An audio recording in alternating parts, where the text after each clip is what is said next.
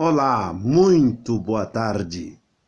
Eu sou o pastor Jesué Francisco da Silva e estou feliz porque, mais uma vez, posso me comunicar com vocês através destes recursos que nós temos hoje tecnológicos e através do YouTube e do Facebook tenho procurado me comunicar com vocês. Desta feita, há uma preocupação em minha cabeça a respeito dos modelos de igreja que nós temos atualmente. No momento, nós temos muitos tipos e muitos modelos de igrejas. E eu falo de igrejas evangélicas. Falamos que somos a igreja de Cristo e pensamos ser representantes, portanto, de Cristo neste mundo. Mas eu gostaria de chamar a atenção para, de entre esses grupos, nós temos duas correntes fortes. Essas duas correntes são bem marcantes. Os chamados conservadores ou tradicionais, que fazem parte da corrente que mantém conservados hábitos antigos e muitas vezes sem quase ou nenhuma abertura para movimentos ou para coisas novas, para novidades. São bem fechados esses grupos chamados tradicionais. Em se tratando dos dons espirituais, há uma discussão muito intensa a respeito disso dentro dos grupos tradicionais. Em relação aos grupos mais novos, que falaremos daqui a pouco, que são mais abertos, mais acessíveis à questão dos dons espirituais. Eu, particularmente, creio e aceito com tranquilidade todos os dons espirituais que estão mencionados nas Sagradas Escrituras. Pois bem, voltando ao assunto principal da nossa fala, as duas correntes fortes que existem atualmente nos meios evangélicos. Os tradicionais, que já falei, dos quais já falei, e também os chamados renovados e avivados. Os renovados e avivados se caracterizam como tais porque acreditam que necessário se foi acontecer uma renovação nos meios tradicionais e uma abertura aos dons espirituais.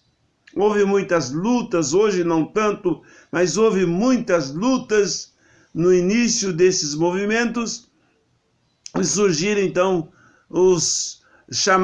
eles eram chamados de pentecostais, enquanto os outros tradicionais eram chamados de não pentecostais.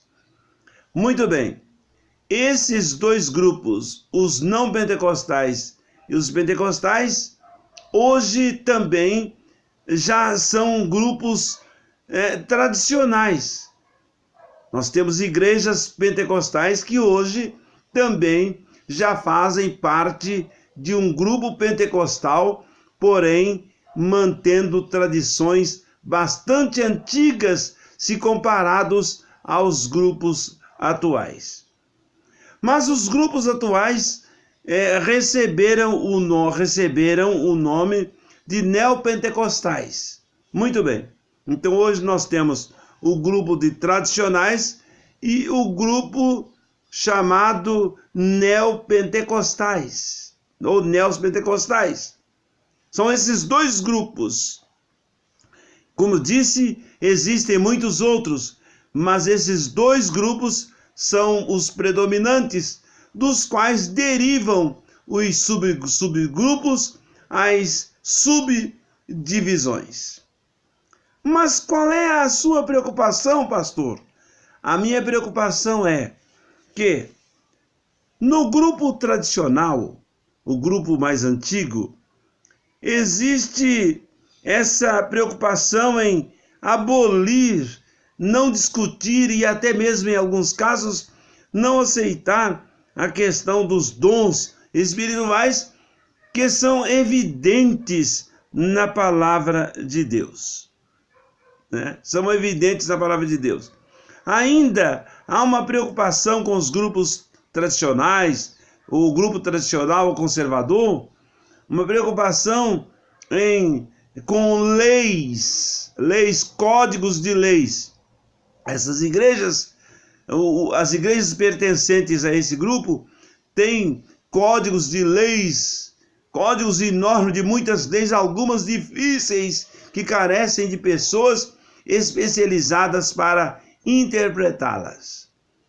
Eu, quando olho esses grupos, fico pensando em Jesus olhando para os fariseus, os chefes da religião de sua época, dizendo: ai de vós, hipócritas fariseus, que atais túmulos, que atais fardos pesados e os colocais sobre os ombros dos outros, porém vós mesmo nem com um dedo os quereis tocar.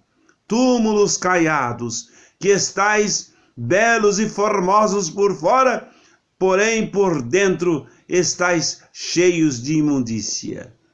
Jesus estava sempre na excentricidade desses religiosos de sua época. Então me preocupo com esses grupos mantenedores de uma tradição e de leis rígidas, códigos de leis muito rígidos para as suas comunidades, as suas igrejas. São fardos pesadíssimos, muitas vezes colocados nos ombros dos seus adeptos, dos seus fiéis. Mas, por outro lado, temos também o grupo renovado, o grupo neopentecostal, hoje não só pentecostal, mas neopentecostal, que aceita, tem uma abertura muito grande. A abertura é muito grande. Então, aceita-se tudo. A filosofia de trabalho desse grupo consiste na teologia da prosperidade. Você tem que ser próspero. Um dia desse, ouvi alguém falar o seguinte: se você estiver pensando em morrer pobre, você não tem fé. Olha que coisa! Não é bem assim. Também os grupos novos se preocupam com mega igrejas, coisas grandes, igrejas cheias, igrejas lotadas, palcos aonde se fazem verdadeiros shows e apresentações, e que existem centenas, em alguns casos até milhares de pessoas aplaudindo, aquela plateia aplaudindo. E chega-se a pensar mesmo em que as igrejas que não conseguem essa concorrência em seu culto não são igrejas verdadeiras, e nem ali está acontecendo a verdadeira pregação do Evangelho. Pensa-se dessa forma. E às vezes os grupos mais tradicionais que não conseguem esse aglomerado de pessoas, essas pessoas, as igrejas chegam a pensar que realmente elas não estão pregando o genuíno Evangelho de Jesus Cristo, porque as suas igrejas estão, digamos assim, vazias. Para esse tipo de pensamento, a Bíblia diz assim: olha, quando o Filho do Homem voltar, ele não vai encontrar fé na terra. As igrejas não, a igreja verdadeira de Jesus não vai encher. Está lá em Lucas capítulo 18, versículo 8. Não vai encher mesmo. O Filho do Homem não vai encontrar fé na terra. Porque essa concorrência toda, esse movimento todo, não é sinônimo de fé. A fé é algo bem mais profundo do que isso. É o que diz Hebreus capítulo 1, versículo 1. A convicção de fatos que se esperam, a certeza de coisas que não se veem. Aquilo é fé. Essa é a melhor definição de fé que já vi. Também lá em Mateus capítulo 24, versículo 12, diz o seguinte: a fé, o amor, por se multiplicar a iniquidade, esfriará de quase todos. Essa expressão, quase todos, meus irmãos, meus amigos, minhas amigas, me preocupa muito. Quase todos, ou seja, quase não vai ter quase, são pouquíssimas pessoas. O caminho é estreito, a porta é estreita, então são poucas pessoas. Então essa ideia de muitas pessoas, de muitos salvos, de muita igreja não é bíblica. Jesus não lidou com isso.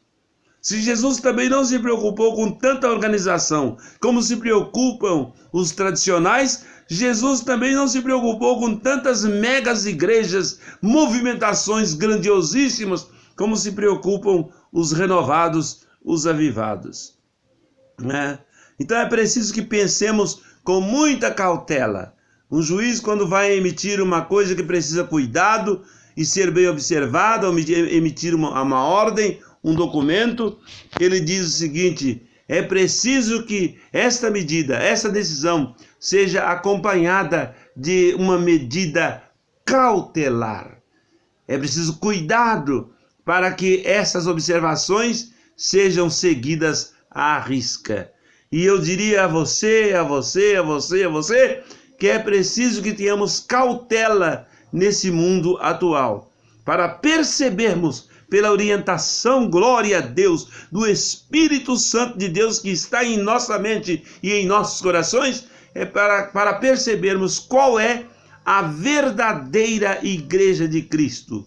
Porque ele virá buscar essa verdadeira igreja e não as igrejas que estão por aí, porém a verdadeira igreja. Pensemos e observemos essas duas correntes fortes no meio evangélico e vamos tentar descobrir pela orientação do Espírito Santo de Deus se estão corretas. Estão corretos os tradicionais negando os dons do Espírito, fazendo códigos de leis pesadas para o povo seguir? Estão corretos também os avivados que aceitam tudo do jeito que vier? É unção disso, unção daquilo, unção de boi, unção de bicho, unção de isso, unção de aquilo lá.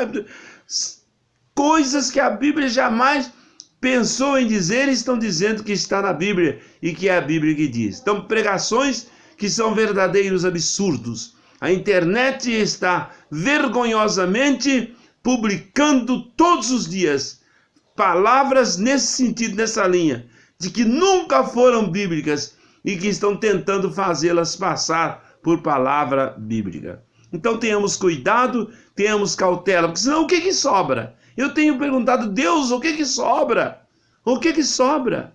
Se os tradicionais estão errados na sua forma de comportamento, estão mais preocupados com as leis que criam do que com a própria Bíblia, e os avivados não estão seguindo a Bíblia, estão seguindo aquilo que a cabeça manda, os movimentos, as novidades, o que sobra?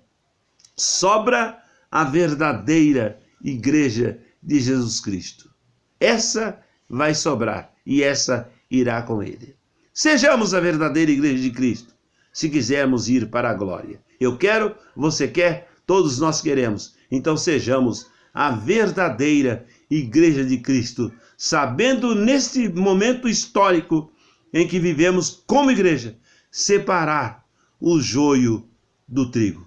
São parecidos, mas trigo não é joio e joio não é trigo. Amém.